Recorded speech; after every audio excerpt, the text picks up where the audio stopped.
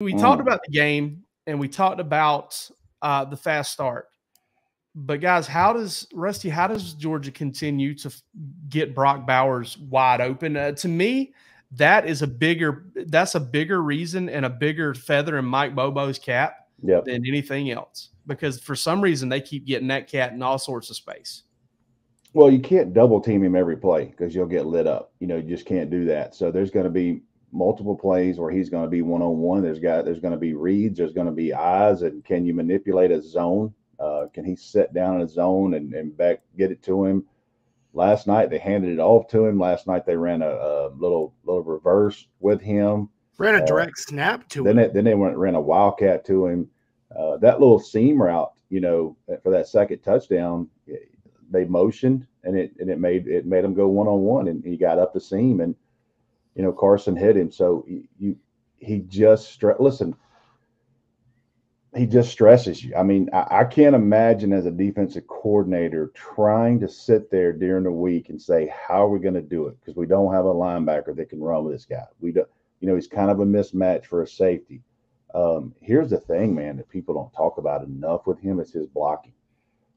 Is he Darnell Washington? He's not, but the damn dude blocks, and he doesn't tip. You know what I mean? Like if he's attached to the end, it doesn't mean they're not going to run in behind it. He's not trying to get leverage for a route there, and that's what makes him so valuable, is because of you see the tree trunks there the dude's got, and that breaks a lot of tackles from that guy. But Mike Bobo being really, really creative with him.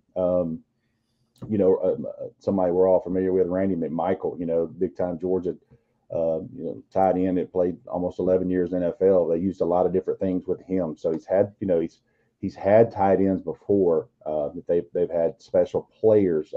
Obviously Brock Bowers, one of the best ever to play at Georgia, but you still, at the end of the day, you find these guys ways to be creative and give them the ball. And when you're one-on-one with Brock Bowers, you kind of got to know, you better be your head on the swivel, because the ball can be. I love the tunnel screen to him. They ran it twice last night, and one time they popped it for a good gain. Second time they missed a block. But I looked at that play today, and I thought, dang, man, you got Big Truss coming down on you in space, and then you're sitting there and you're worried about Truss at 6'7", 325, 330, whatever he is.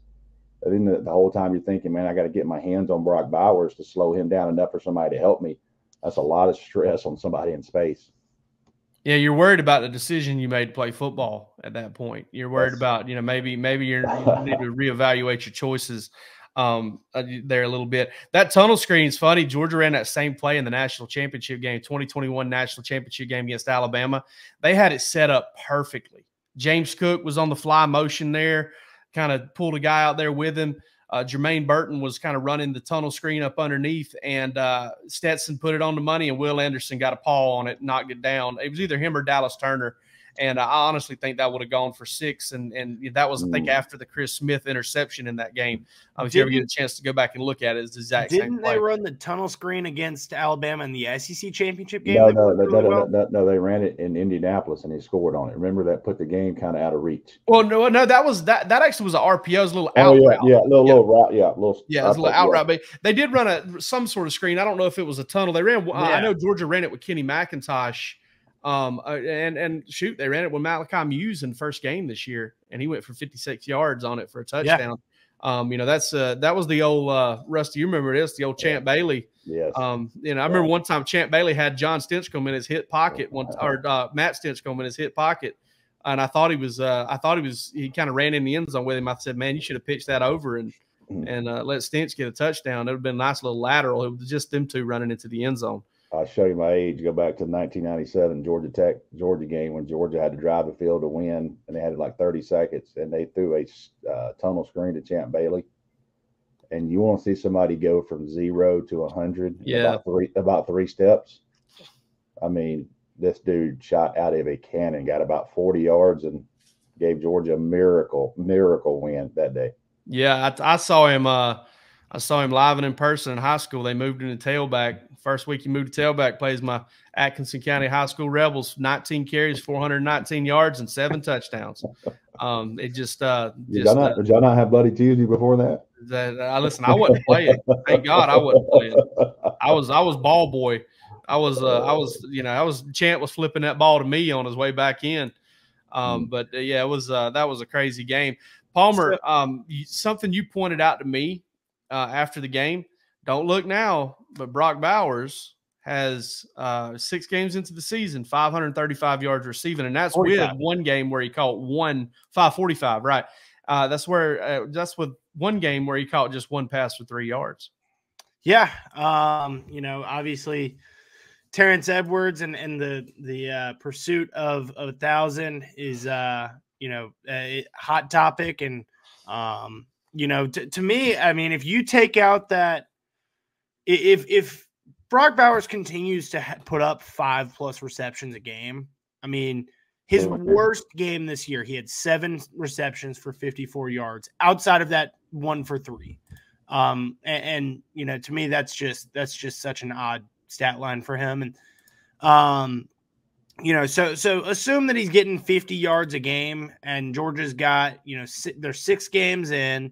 If they play 14 is a safe number to say, that's probably assuming an SEC championship and at least one postseason game. 13 and a half, 14 games. If you're averaging it out, he's got to have, they've got, I'm trying to do the math here in my head real quick, and that's never a good idea.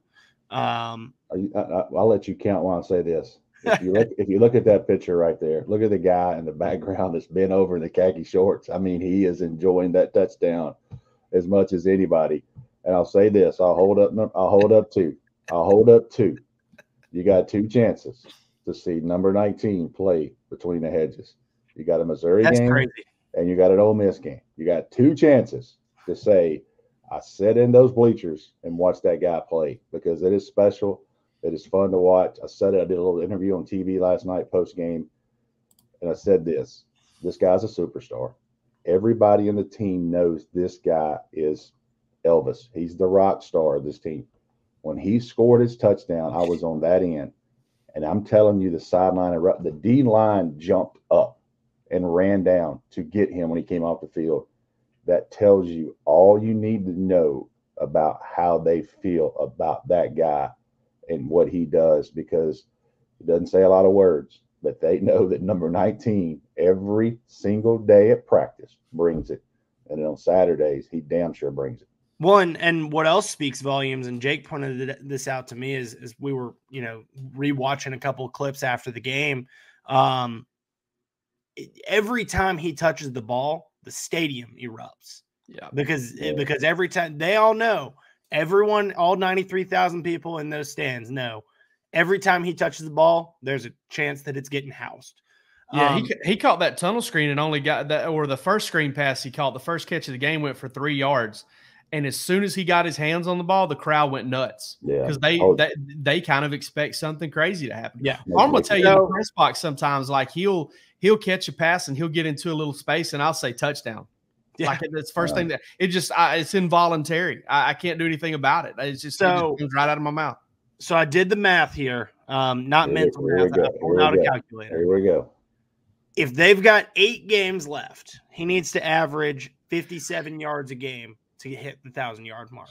That's a lot. If you take out that 1 for 3 game, his worst performance was a 7-reception, 54-yard day. Or if you're doing worst performance in terms of receptions, 5 receptions, 78 yards. So, yeah. I mean, we're talking about a guy, and I know people want to, know what the recruits had to think about this game. And, one recruit made it pretty well known online that, maybe he doesn't want to play in a system with a tight end that's getting this many catches.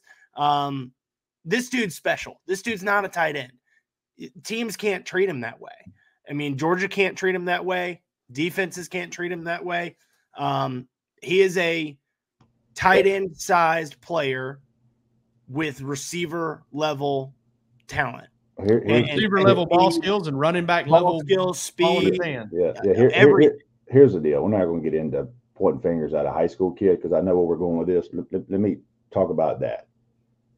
If Miami had that kid, he'd have the same, if not more, targets. It doesn't matter where Brock Bowers is. He's the best player on the team that's not a quarterback. Obviously, Marvin Harrison is a freak, and it would be a long discussion. It doesn't matter. Both of those guys are difference makers.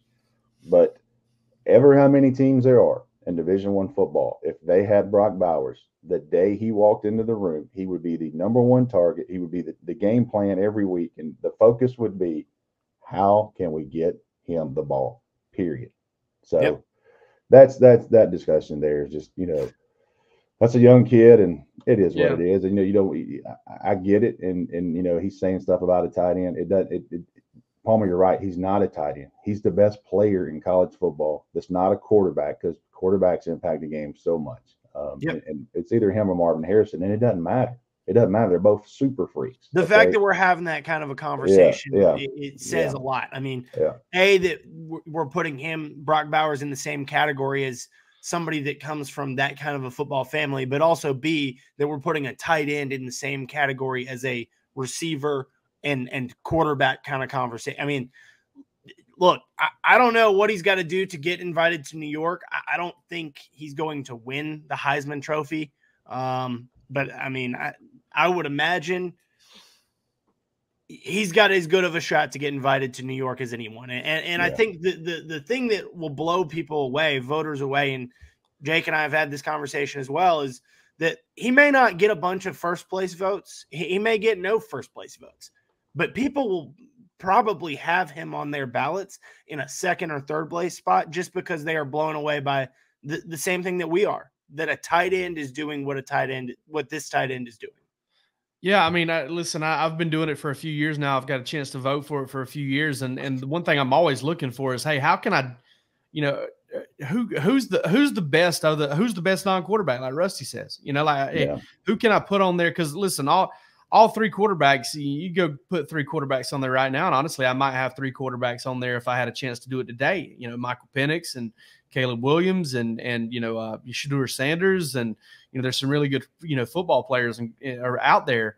But Brock Bowers he's unbelievable. And again, you look at the last 4 games since he had that 3-catch game, where honestly I they're probably trying to save him a little bit, probably trying not to overwork him and whatnot. But well over 10 targets a game. Well over 40 targets in Georgia's past 4 games.